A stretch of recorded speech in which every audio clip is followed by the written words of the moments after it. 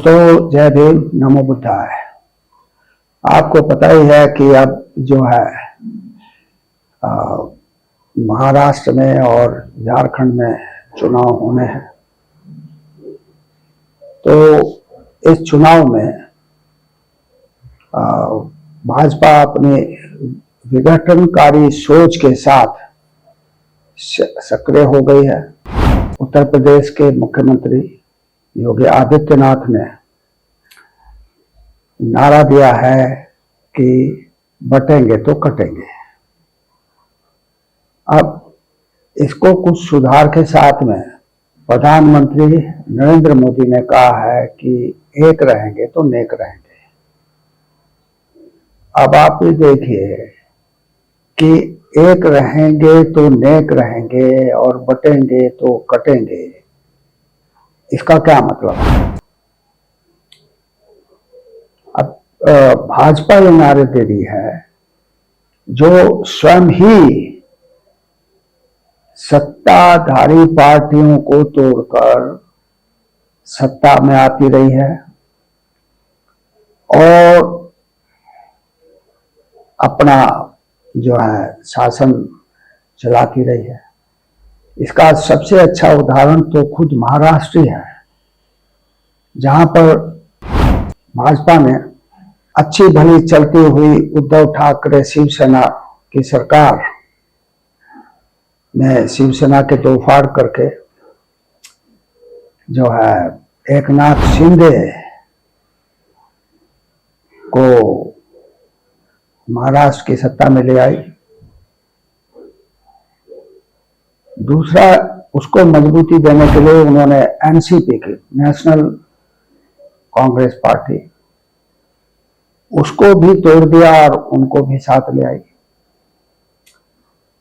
अब चूंकि वहां पर सत्ता में रहना है, इसलिए एकनाथ शिंदे को मुख्यमंत्री बनाया गया और देवेंद्र फडणवीस जो पहले भाजपा के मुख्यमंत्री रहे महाराष्ट्र में, उन्हें डिप्टी सीएम बनाया गया। उधर एनसीपी को जो तोड़ करके लाए अजित पवार को, तो उनको भी उप मुख्यमंत्री बनाया गया।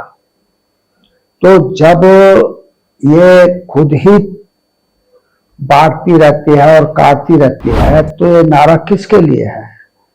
और मोदी का ये नारा कि भाई एक रहेंगे तो नेक रहेंगे, ये कहाँ एक रहने देते हैं। जहां भी ये गए हैं, जिस भी प्रदेश में गए हैं, वहां पर इन्होंने तोड़फोड़ की है, वहां पर बांटने और काटने का काम किया है।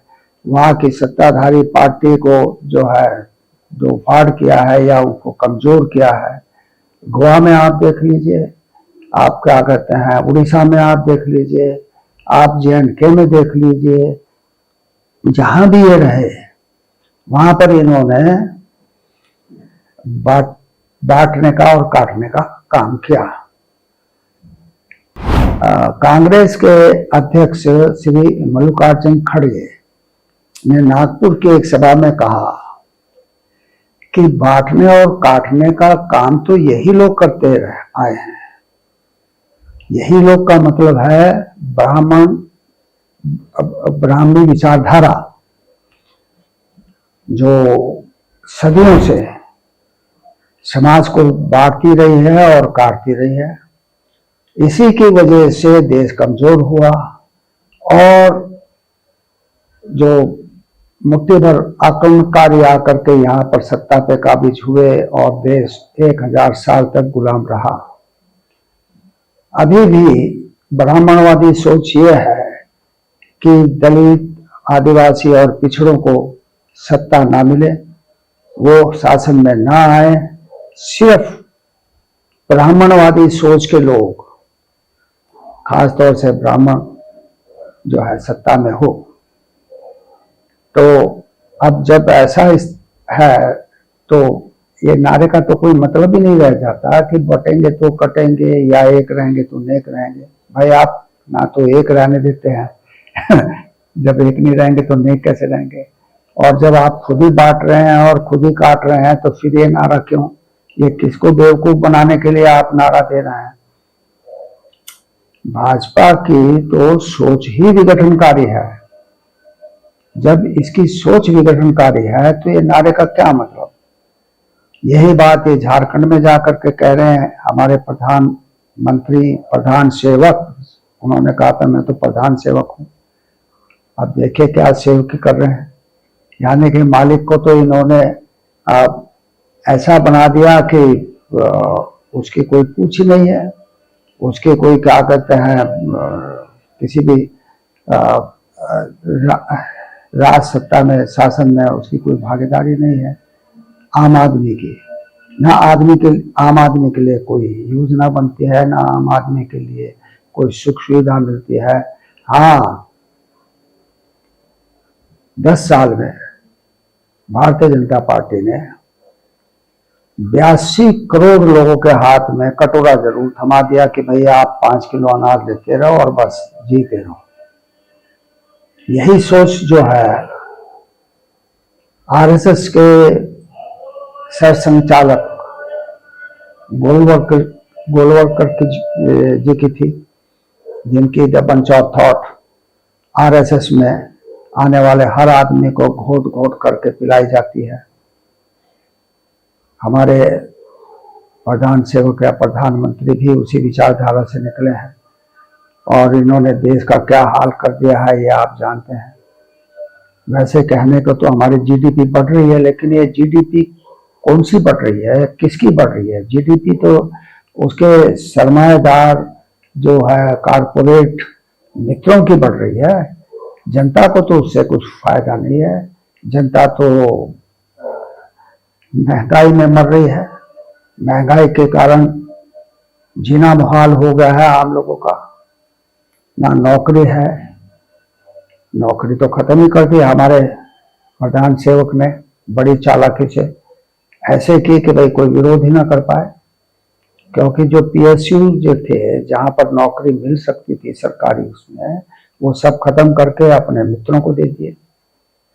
फिर जो नौकरी निकाली जाती है वो भी संविदा की निकाली जाती है, यानी संविदा कॉन्ट्रैक्ट